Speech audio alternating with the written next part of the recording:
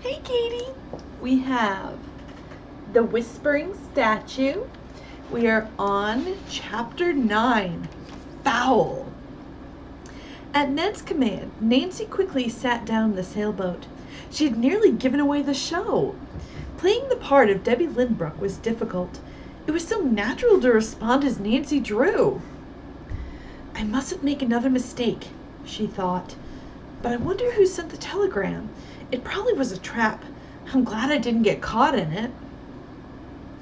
On shore, Bess and George had heard the messenger call out Nancy's name for a telegram. We must do something, George told her cousin. Bert and Dave were still discussing the race and had not noticed the boy. Quickly, George said to them, We'll be right back. Wait here. Bess followed her as she headed for Mr. Ayer. The yacht club manager had just joined the group on the beach. Quickly, George pointed out the messenger and suggested that the manager take the telegram. Then they hurried back to their escorts.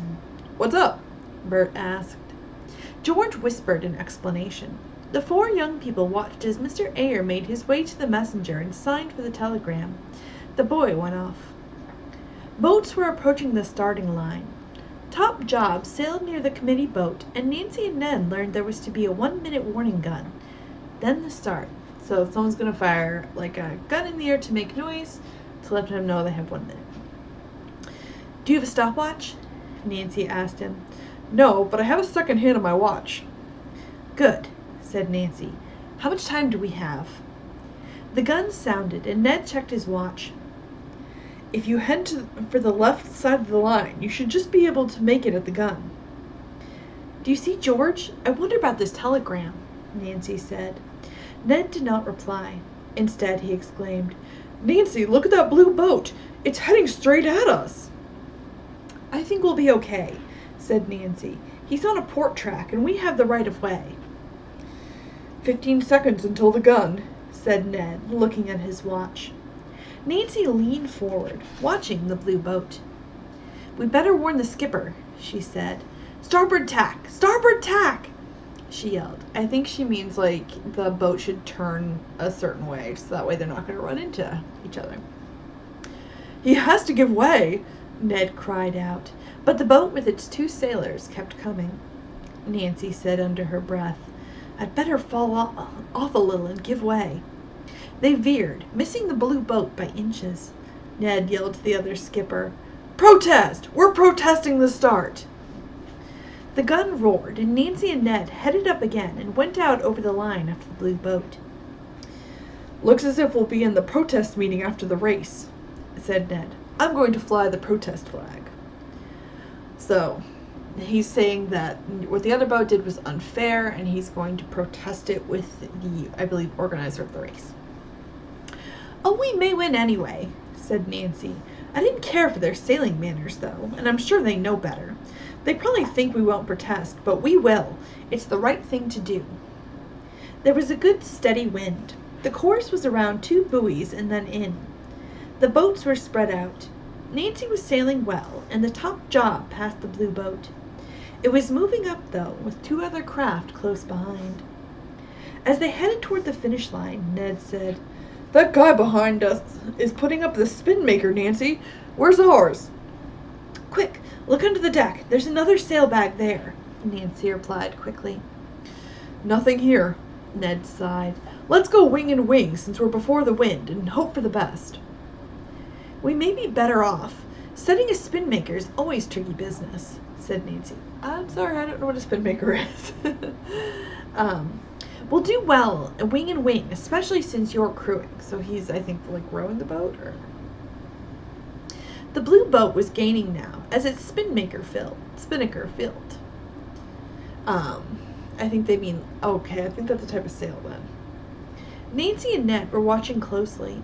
Suddenly, the spinnaker began to wobble, and Ned yelled, Look, Nancy, they're in trouble. The spinnaker is fouling around the stay.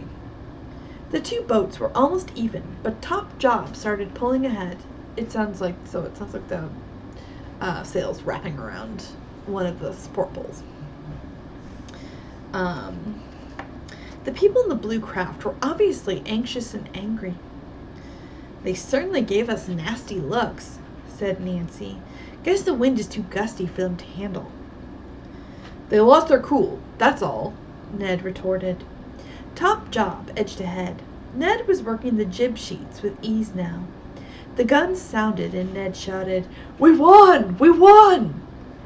Nancy grinned, and without a protest.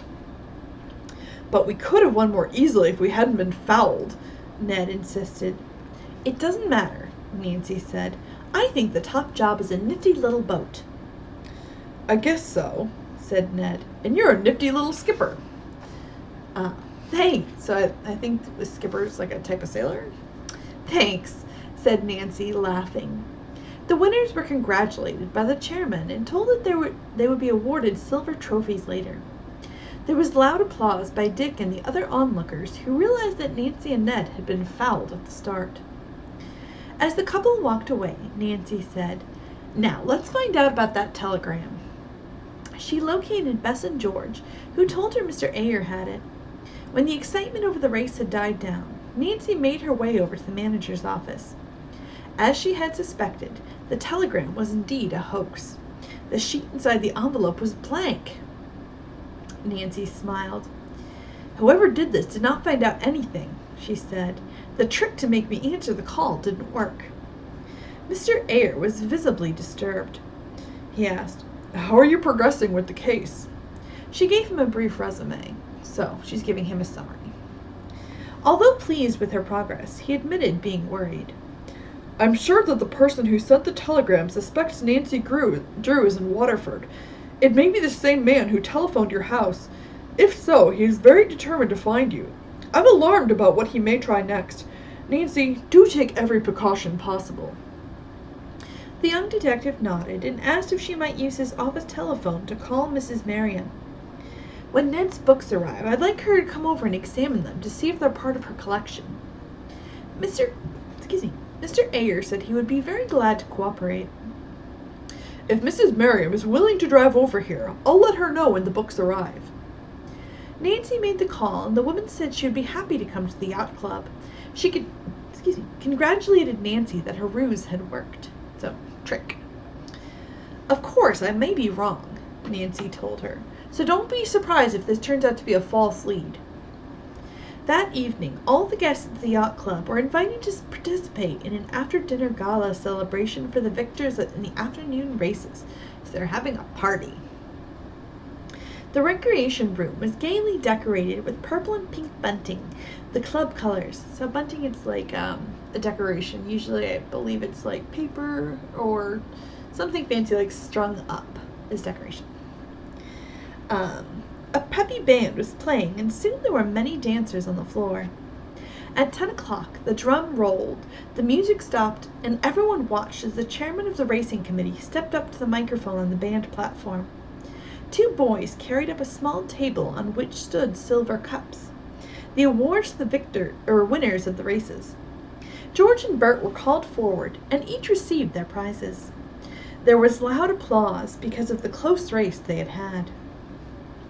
Debbie Lynbrook and Ned were last. The cups they received were slightly larger, and Mr. Ayer mentioned that the participants' marvelous sportsmanship in coming in first. Everyone in the room knew that they had made no protest about the foul, and the clapping was tremendous. Many people crowded around the couple and congratulated them. "It was a great race," several said. Nancy was fearful she might be recognized by somebody because she was not wearing her sunglasses. She let her long black hair fall closer around her face, almost covering her cheeks. "I must get out of here," Nancy thought. She was relieved when the music began again, and she and Ned could dance. As the lights were dimmed, bright moonlight streamed through the windows. "Let's stroll outside," Ned suggested. "It's a beautiful night." Nancy was happy to go because she felt very uneasy about possible identification by someone in the club. Where would you like to walk?" she asked Ned, gazing out over the calm water in the bay. "Let's go take a look at that statue," he suggested. The couple danced to the entrance leading to the front porch. Then they started slowly across the lawn. The marble figure cast a broad shadow. There was something eerie about the scene, with the beautiful young woman looking longingly in the direction of her Italian homeland.